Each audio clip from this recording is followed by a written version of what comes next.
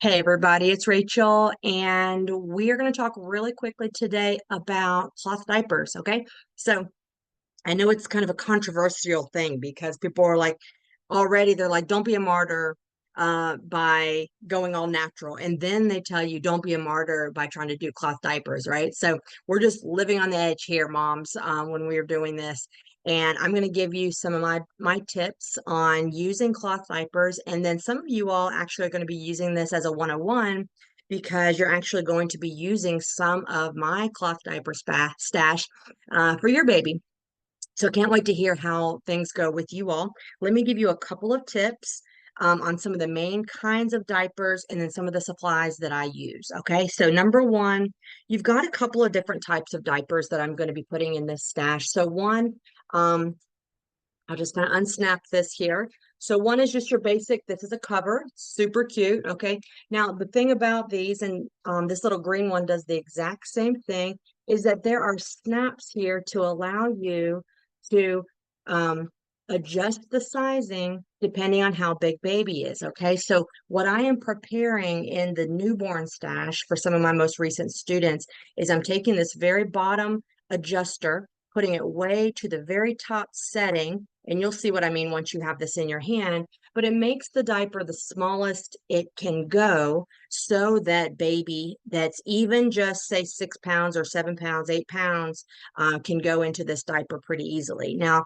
every baby's going to be a little bit different, but once they come home from the hospital, once they're starting to double that weight within those first couple of weeks and months and such, you're going to find that these can be really useful for you. So I've taken the flaps and I put them all the way towards the middle, and you can even adjust this down a little bit smaller. So basically, the anatomy of this type of diaper is basically called a pocket diaper, meaning inside is a pocket. Okay, and what you would typically do is you would place an insert into the pocket. Okay, and that's how you're going to use this diaper. I really don't like that. The reason why I don't is because oftentimes the lining of these insertable diapers is not 100% cotton, meaning it's not going to really absorb that well. So what I always did is I would take my liner. This happens to be 50% hemp, 45% organic cotton, and then there must be one other. Oh, no, that makes sense. 55%, 45%. Okay. So I really like the absorbency of this blend. Okay. And basically what you're going to do is you're just going to put it right on top. Okay. You're going to wrap baby up in it. Okay. Baby's not walking yet, right? Baby's not even crawling or rolling over yet. So you really don't have to worry about baby moving too much. This might be a little bit large at first, but it's going to really kind of just conform to their size. Okay. Once baby has used their diaper, right? Well, oftentimes you can just take that liner out, replace it with a clean one, okay? And then after about, say, 2 to 3 diaper cycles, I guess, then you would go ahead and put the cover into the wash or into the hamper, and then you'll break out a new cover. So oftentimes, especially newborns, they're really only going to go through, say, 2 or 3 of these covers a day. And then they'll go through, say, 8 to 10 to 12 changes a day. So 8 to 10 to 12 of these inserts a day. Okay. You can make your own inserts by using some of those old-fashioned diaper inserts that people now use, say, for burp cloths. You can find them retail all over the place. You can find them on Amazon. Um, go for the highest amount of cotton or hemp. Also, bamboo works really, really well because that's going to be the most absorbent. Okay, so you've got that. Again, you've got my little rationale on why I don't use the pocket feature of a diaper like this. Okay, let me introduce you to this kind of diaper. Very similar in that the button design is the exact same. All right, it's this snap feature that I really like. And if you can tell, there's not a foldable, insertable design here. Basically, the people who would use this know that they're already going to put some type of an insert inside that diaper and flip over.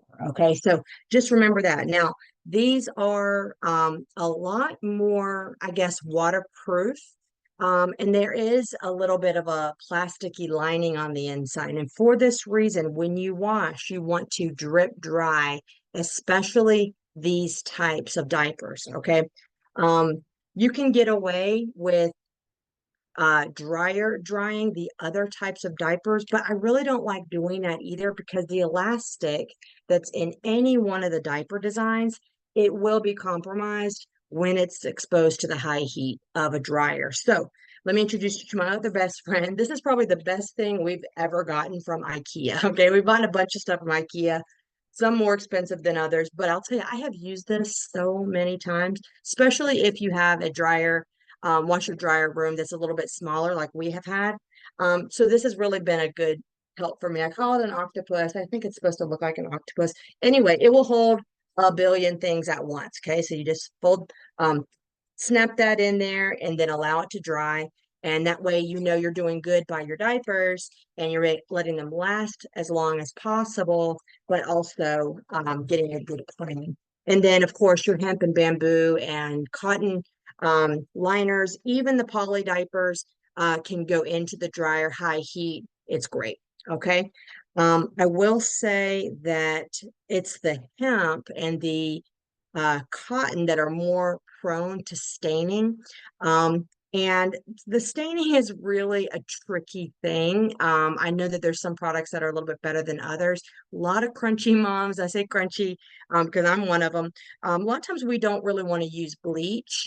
So think about that. Do some research on maybe getting some of those stains out when you do have them. But in the end, it's all good. You know, if you've washed and dried, it's clean, even though they might stain a little bit on you.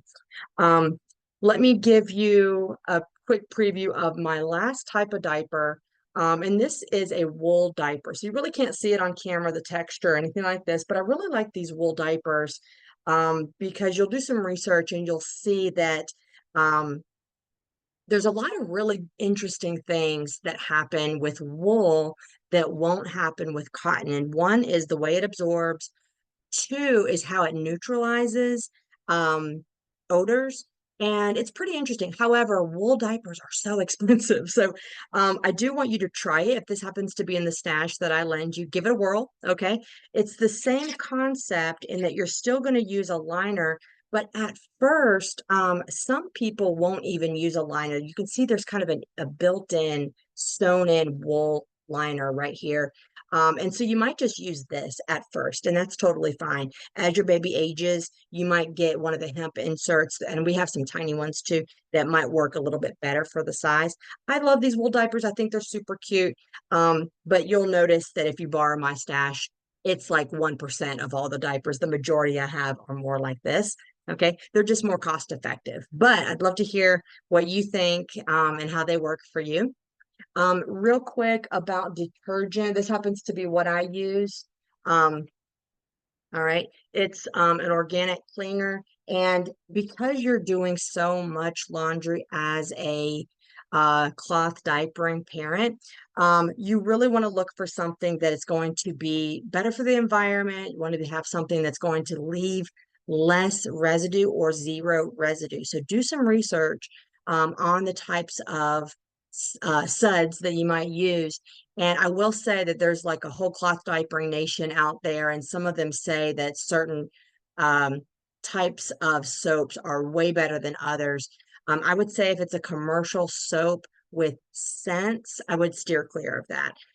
If you find a commercial soap that is more natural, lean towards that, and lean for something that maybe even be unscented in and of itself. I think that those chemicals and those forever chemicals, a lot of times they are from scents. Okay, so think about that with your options there. So um, all the best if you're trying cloth diapers. Again, if you're taking class with me, you know that we always did cloth diapers up to about month 6 or so as we started to introduce solid food. And you'll know that things are different. It's a different game once you're introducing solids or formula. Okay, so think about that.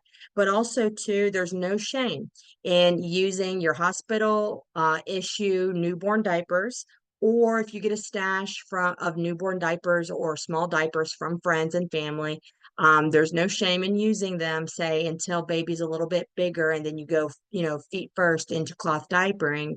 That's totally cool. Look, your friends and family are going to judge you no matter what, right? No matter if you use cloth diapers, no matter if you're doing everything organic and the whole, even if your baby's sleeping on organic sheets and you're using organic, wipes, whatever it is, you're going to get commentary. Okay, so that's just called parenting. So be ready for that. But I do really think it's a great effort to do. So enjoy. I'd love to hear your experiences and some of the other products that might work really well in your cloth diapering journey. Okay, so all the best. Thanks again. And this is Rachel with drugfreebirth.com.